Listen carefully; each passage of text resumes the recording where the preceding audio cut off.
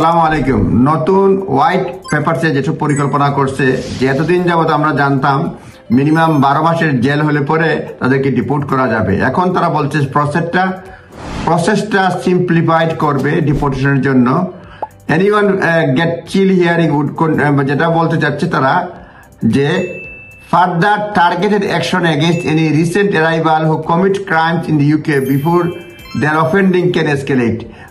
অর্থাৎ নতুন অ্যারাইভাল, নতুন যারা আসবে ভিসা নিয়ে ছোটখাটো অপরাধ করলেই তাদেরকে যাতে আবার বড় ধরনের অপরাধ না করতে পারে তার আগেই পাঠিয়ে দেওয়ার মানে যাতে পদক্ষেপ নেবে, আইন করবে। Deportation will be extended to some non custodial মানে জেল না হলেও ছোটখাটো অপরাধের জন্য শপলিফটিং এগুলির ক্ষেত্রে তারা এক্সটেন্ড করবে। ছোটখাটো যে নন কাস্টোডিয়াল সেন্টেন্সের জন্য ডিপোর্টেশনটা এক্সটেন্ড করবে। There is a currently government amendment আছে border security asylum and immigration bill which will mean that conviction which result placement and sex offenders register will lead exclusion for refugee status. রিফিউজিরাও যদি দেখা যায় তার নাম যদি sex offenders রেজিস্টারে হয় তাহলে দেখা যাবে তাদেরকে এক্সক্লুড করবে, রিফিউজি স্ট্যাটাস বাতিল করে দিবে। যদি সেক্স কোনো অপরাধের কারণে তার নাম যদি সেক্স অফেন্ডার্স রেজিস্টারে ঢুকে তাহলে তাকে রিমুভ করে দেওয়া হবে, তারপরে রিফিউজি স্ট্যাটাস বাতিল করে দেওয়া হবে।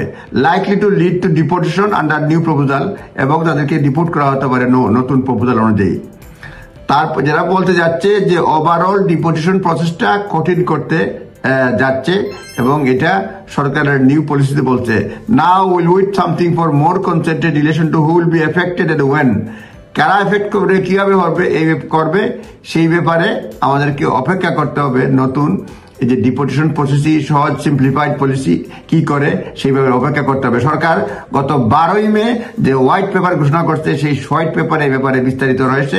প্যারাগ্রাফ হচ্ছে 185, আপনারা নিজ দায়িত্বে দেখতে পারবেন, এবং আরো কিছু জিনিস রয়েছে হোয়াইট পেপারসে, বলার চেষ্টা করব অন্য ভিডিওতে। আসসালামু আলাইকুম।